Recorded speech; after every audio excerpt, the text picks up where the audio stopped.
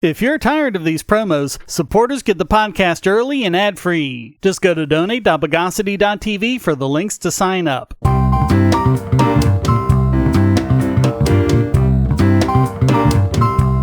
Welcome to the Bogosity podcast for the week of March 21, 2021, the podcast that invented slippery sandpaper. This is your host, Shane Killian. Let's commingle the news of the bogus. And it looks like we finally have our first real review of potential issues from the 2020 election. The Michigan Court of Claims just ruled on Michigan's signature matching criteria, which have been changed unilaterally by the Secretary of State and not the legislature as the Constitution requires.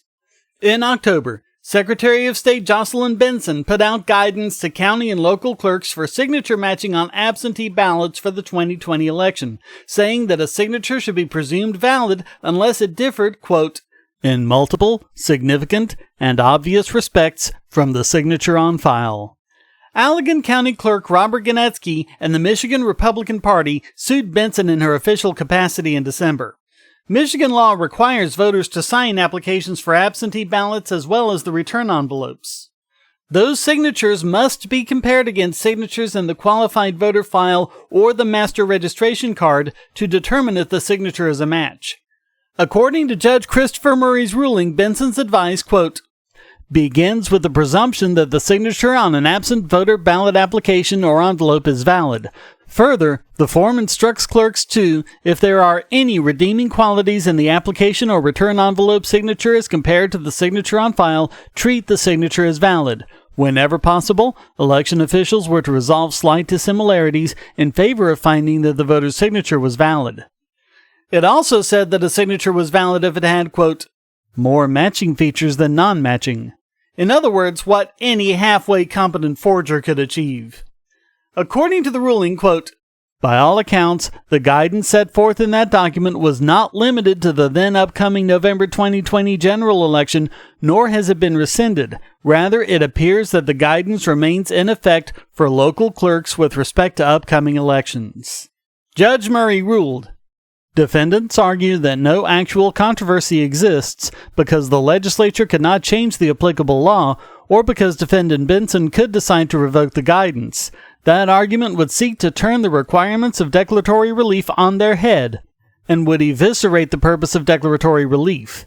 If the court were to adopt the view that no actual controversy exists because the law could change, there could be no limit to the number of cases that could be dismissed as moot.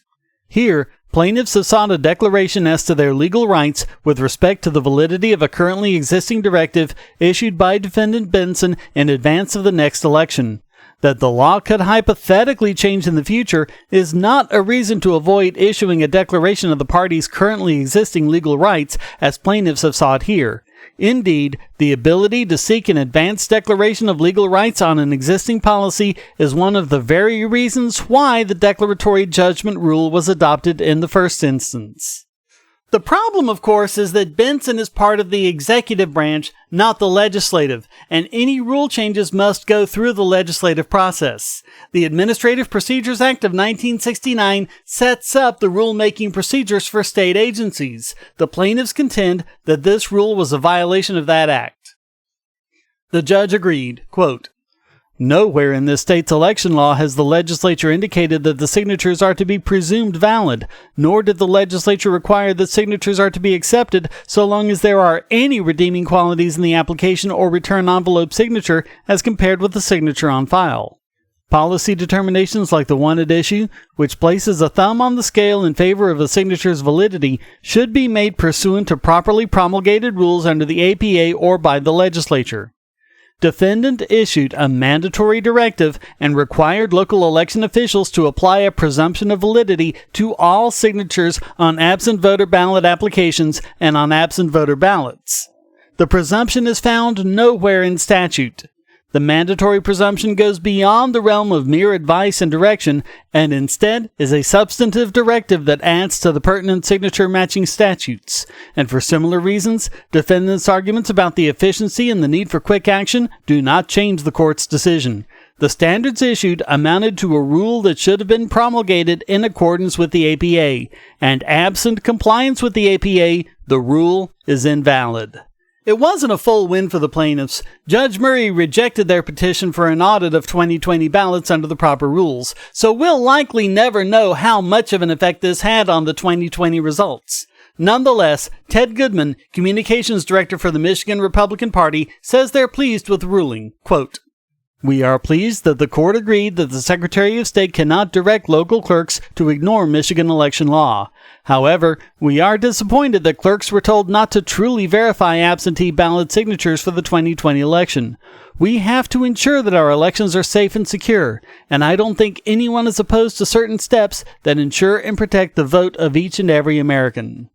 Even if the courts say it's too late to change the official outcome of the election, as it will be too disruptive to replace now established politicians and their administrations, why not at least count the votes based on the proper rules so that we can see for sure what the count should have been? One side insists that this is all just a bunch of conspiracy garbage and it never made any difference. The other side insists the election was absolutely stolen. So why not find out and answer the question once and for all? Wouldn't that be better for the current debate as well as providing guidance for the future?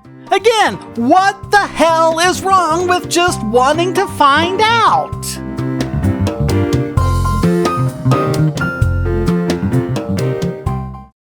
If you're looking for ways to support this channel, but you don't have any spare cash and you can't stand advertisements, you can do so by generating your own cryptocurrency.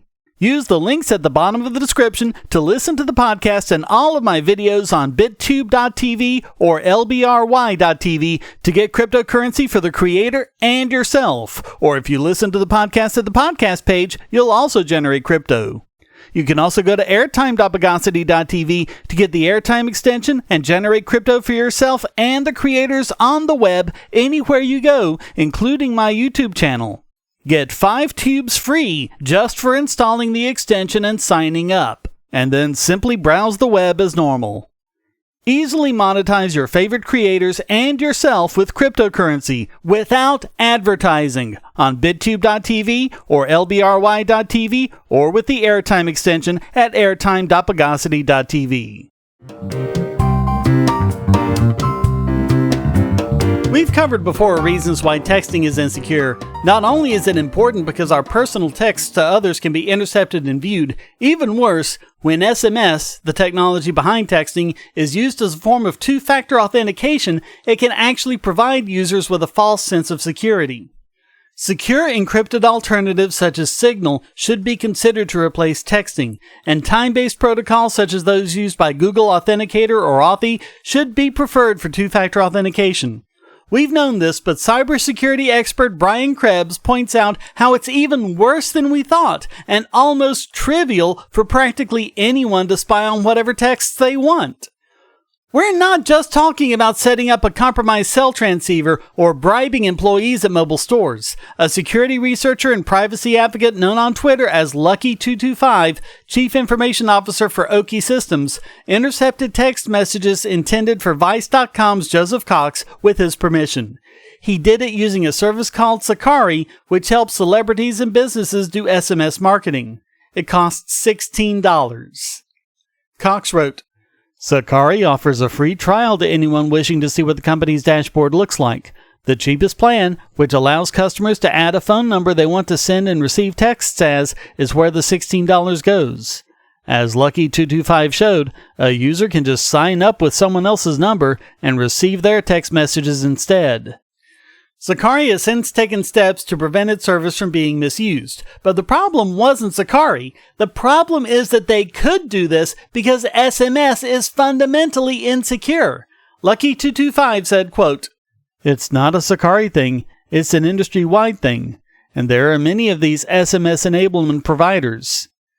And it would be fairly easy for hackers to set up a malicious one or to exploit vulnerabilities in legitimate providers." Before they fixed the issue, the only thing Sakari put in the way of a user misusing the service was a letter of authorization from the user stating they had the authority to act on behalf of the owner of the number in question.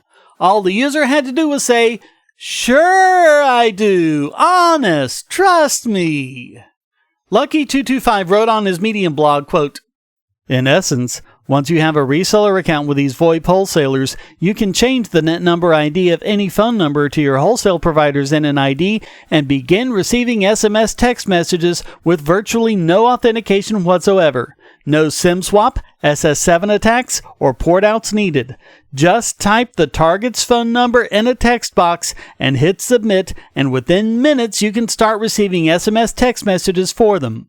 They won't even be alerted that anything has happened, as their voice and data services will continue to work as usual." Surprisingly, despite the fact that I publicly disclosed this in 2018, nothing has been done to stop this relatively unsophisticated attack. Although the major mobile companies have put their own protections in place, Lucky225 said, quote, "I'm pretty sure it's only the big carriers that they're protecting now, because everyone is being so tight-lipped about this right now." And of course, you don't have security without transparency.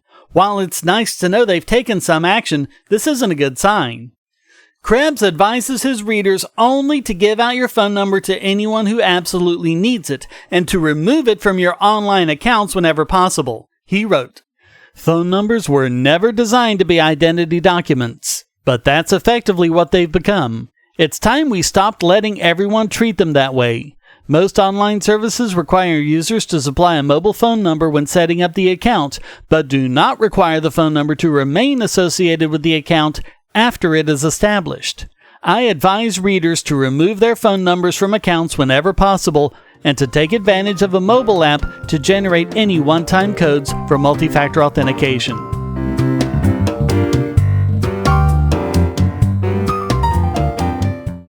If you're on the Wi-Fi in a coffee shop or hotel, anyone on that network can get your traffic. Do you really trust all of those strangers? For that matter, do you really trust your ISP? A VPN can protect you from prying eyes, disguise your location, and even foil government censors. It's essential in this day and age, so go to vpn.bogosity.tv and you'll be taken to BoxPN. Starting at just $2.99 a month, you can get unlimited high-speed connections to VPN servers all over the world, and they don't log connections, so your privacy is assured. Traveling abroad, just VPN home, and don't worry about what those other governments are doing. Back at home, stop your ISP from traffic shaping and messing with the quality internet access you're paying good money for. You can connect from multiple machines at once, including your smartphone or tablet, and it supports all the secure standards, including OpenVPN and SSTP. Bypass censors and surveillance with your own secure VPN connection. Go to vpn.bogosity.tv.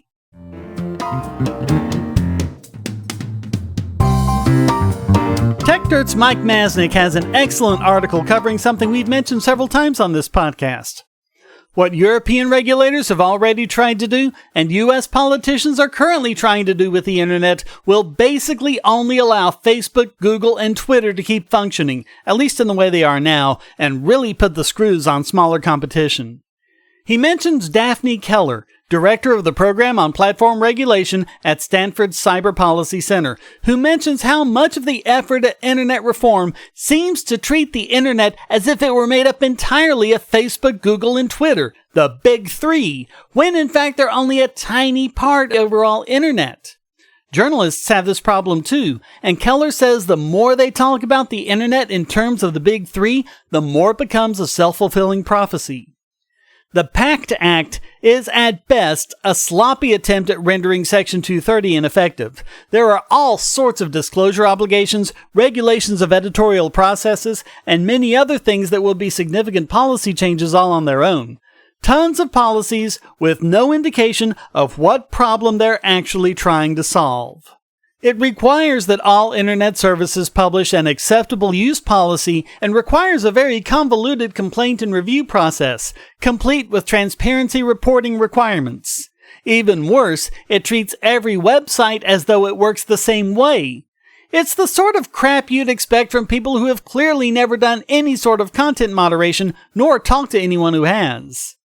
The only real change it would make for the big three is an increase in customer support staff, but for most other websites, including Masnick's TechDirt, as he says, quote, "The bill is an utter disaster. It treats us the same as it treats Facebook and acts like we need to put in place a massive, expensive customer service content moderation operation that wouldn't make any sense and would only serve to enable our resident trolls to demand that we have to provide a detailed explanation why the community voted down their comments.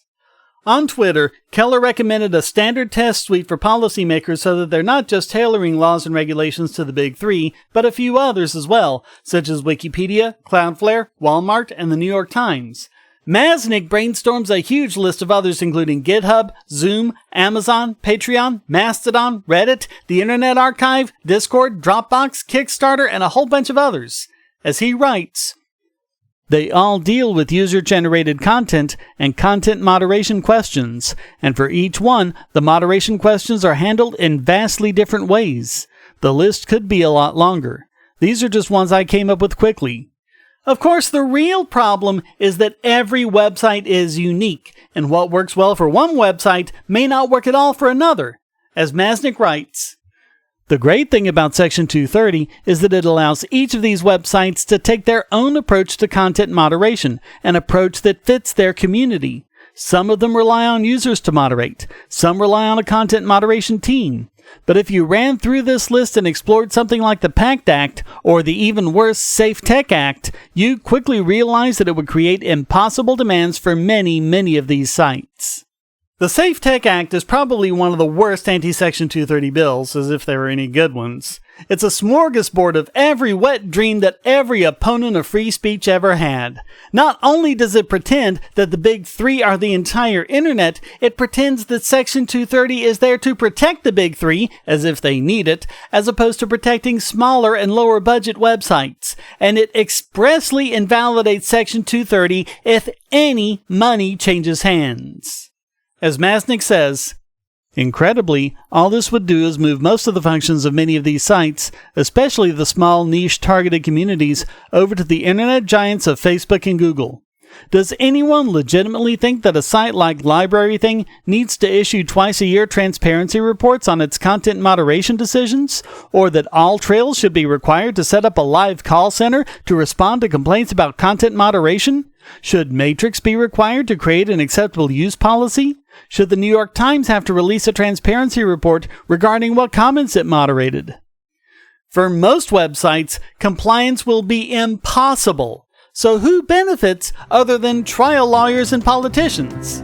Well, the big three, because these acts would pretty much destroy any hope anyone has of competing against them. It's almost as if that were the idea.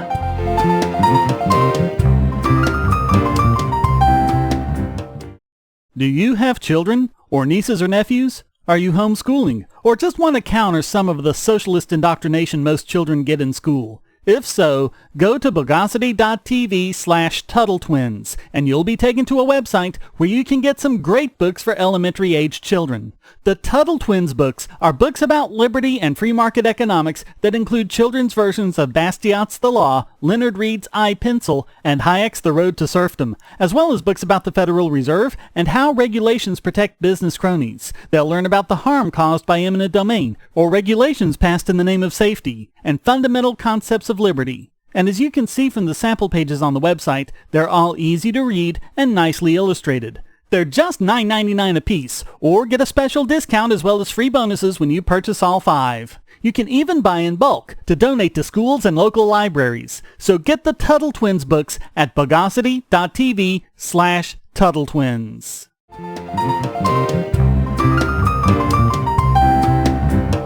And now it's time to scorify this week's biggest Bogon emitter.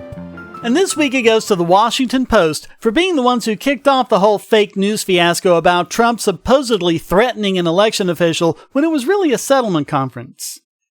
If you weren't familiar with that aspect of it, don't feel too bad. The Washington Post deliberately edited the recording to omit the stipulation of both parties that this conversation was for the purpose of settling litigation and was therefore confidential and privileged under both federal and Georgia state law. But I'm getting ahead of myself. Initially, there was no recording. And according to that first misleading report, Trump had intimidated Georgia's election investigator, Frances Watson, who wasn't even identified in the original story, demanding that she, quote, find the fraud, and saying that if she did, she would be, quote, a national hero. Numerous other news outlets repeated the story, insisting that they had independently verified it. The story was referenced during Trump's second impeachment trial. But it turns out this was a lie, because the phone call said no such thing, as was revealed by the Wall Street Journal, who got a hold of an actual recording of the call. In a non-correction, WAPO added a correction, but the only change made was to remove the quotes, but leave the insinuation intact. The headline changed from, "Find the fraud. Trump pressured a Georgia elections investigator in a separate call legal experts say could amount to obstruction," to, "Trump pressured a Georgia elections investigator in a separate call legal experts say could amount to obstruction," even though it's now known that she wasn't in any way pressured. Legal experts in all sorts of different news outlets said that Trump's words could amount to obstruction of justice, and that clearly isn't what happened. But the insinuation that Trump still committed a crime is still in the story. The call makes it clear that all Trump did was express his belief that election fraud actually took place. He expressed his belief that if she invested Fulton County, she would find dishonesty. His actual words were, quote, "Whatever you can do, Francis, it's a great thing. It's an important thing for the country. So important. You've no idea. So important. And I very much appreciate it." The original story, as well as the verifications from other news outlets, all came from a single individual, Jordan Fuchs, the Deputy Secretary of State, who had to have known that she was illegally revealing the contents of a privileged settlement negotiation and lying about them to boot. By the way, Fuchs wasn't even a party to the call. The actual recording of the phone call was found by officials in the trash folder of Watson's computer. Why she recorded it, which is legally questionable at best, certainly leaking it to the press is, and why she tried to delete it is unknown, but she confirmed that she didn't perceive any pressure from Trump whatsoever. Also note that two different settlement conferences are being conflated, the shorter one with Watson and a longer one with Secretary of State Brad Raffensperger. And this raises an interesting question. Why would two different people, the chief investigator and the Secretary of State himself, independently get it into their heads to illegally violate attorney-client privilege and reveal the contents of a privileged settlement conference? So news outlets had to correct their stories, but their so-called corrections consisted mainly of removing quotes around phrases like "find the fraud." CNN, for example, changed, "Donald Trump urged a top investigator to, quote, find the fraud," to, "Donald Trump urged a top investigator to find fraud." No quotes.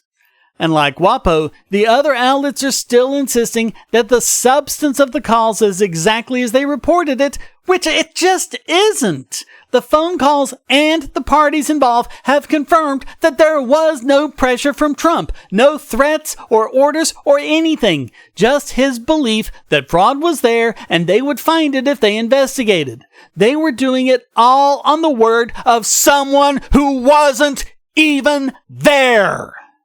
Here's something to ponder. Is it worse to blindly pass on the word of an anonymous source as fact, or to have actually heard the call and lied about it? You might think the latter, and you may be right, but consider that anyone who does the former is not doing journalism at all. They're engaging in gossip, and their so-called reporting amounts to nothing more than spreading rumors. And the fact that so many other news outlets echoed the fake news showed that this is the face of journalism today. If it's not outright lies, it's at least unverified gossip and rumor mongering. So all of that makes the Washington Post this week's biggest Bogon emitter.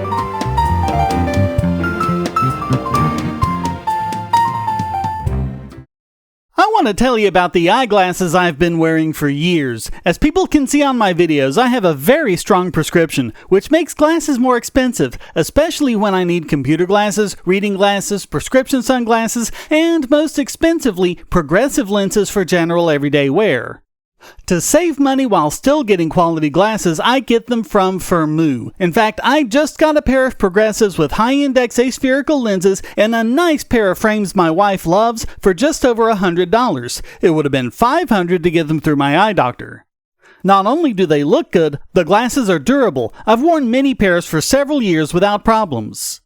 All orders come with a 30-day return policy, a 3-month warranty, and one-on-one customer service. Go to Firmoo, that's FIRMOO.Bogosity.tv anytime you need quality glasses at a low price. Once again, that's Firmoo.Bogosity.tv.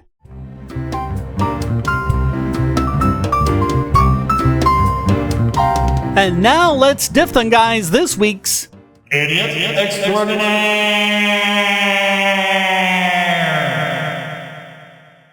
And this week it goes to antivirus vendors who, once again, are seen to be abdicating their main job of protecting users from malware and instead acting to protect big content providers. BitTorrent is a protocol that makes it easy to download large files or large collections of files by spreading the bandwidth between multiple downloaders. When someone downloads part of a file and another downloader gets a different part, they exchange their downloaded parts with each other while getting new parts from other sources. The bandwidth gets spread around, relieving the burden on websites and other sources. The content providers hate BitTorrent because it makes it easy to share pirated movies and music. But it's also used for a lot of legitimate purposes. Your favorite Linux distro likely has an option to download as a torrent, saving much needed expense. Big content alternatives such as Library use BitTorrent technology to serve videos and other content. So it's not just about piracy, but about competition. One of the most popular BitTorrent clients is MicroTorrent, also called uTorrent, since many people start the name with a lowercase u instead of the Greek letter mu. The antivirus programs, including Microsoft's Windows Defender and the popular Malwarebytes, have been labeling it as riskware, malware, and potentially unwanted software. When Torrent Freak ran the latest installer through VirusTotal, a service that shows how the different antivirus programs react to a particular file, 19 different companies flagged it, all for different reasons. Some even claim that it's unsafe or malicious. Another popular client, the open-source QBitTorrent, is flagged by many of them too. In the case of Defender, it's often removed silently, not even notifying the user as it does with actual malware, even when the user has explicitly allowed it on the machine. Others have mixed experiences. Some claim it helps to install the portable version, others say it works to install for all users and not just the current user. Microsoft gives no technical details as to why. They do, however, have a hard-to-find background doc that gives some generic non-answers. It has a category for torrent software, claiming it's for the enterprise version only, quote, software that is used to create or download torrents or other files specifically used with peer-to-peer file sharing technologies. Malwarebytes also flags QBitTorrent, but the others don't seem to have a problem with it. The question is, why are they doing this? Is the argument that the software could be used to download something that, unbeknownst to the user, is actually a piece of malware other than what it appears? But then the same could be said of any web browser. It's one thing if it's a false positive. That happens with antiviruses. But this is clearly deliberate. Even if there's nothing nasty going on behind the scenes, it can still have the effect of putting barriers in the way of competing technologies. But that's not even the worst part. The worst part is that frustrated users will turn off their antivirus programs, making themselves and everyone else vulnerable as well. That's why it's important for antivirus companies to do their job and only take care of actual threats and not things that their parent companies or big media or governments don't like. So all of that makes these antivirus companies this week's Idiot Extraordinaire.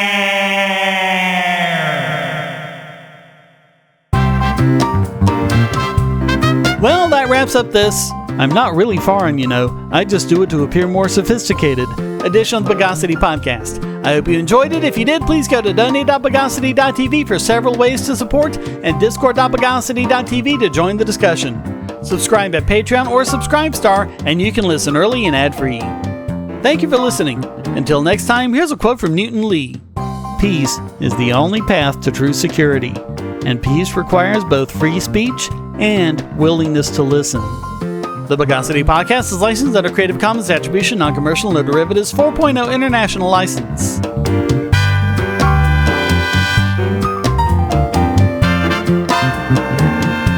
Bogosity.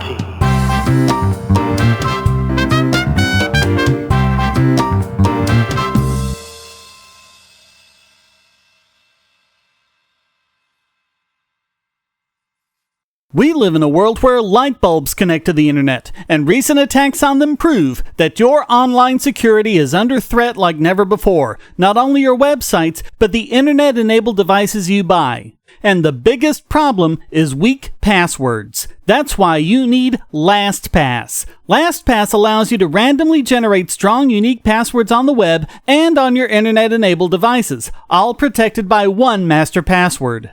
LastPass sets up in minutes and gives you secure automatic logins throughout the web, synchronizing across all your browsers, all your computers, and even your mobile devices, at home, at work, or on the road. It even securely stores sensitive form data, including credit card numbers, backup sensitive documents, software licenses, Wi-Fi logins, and more.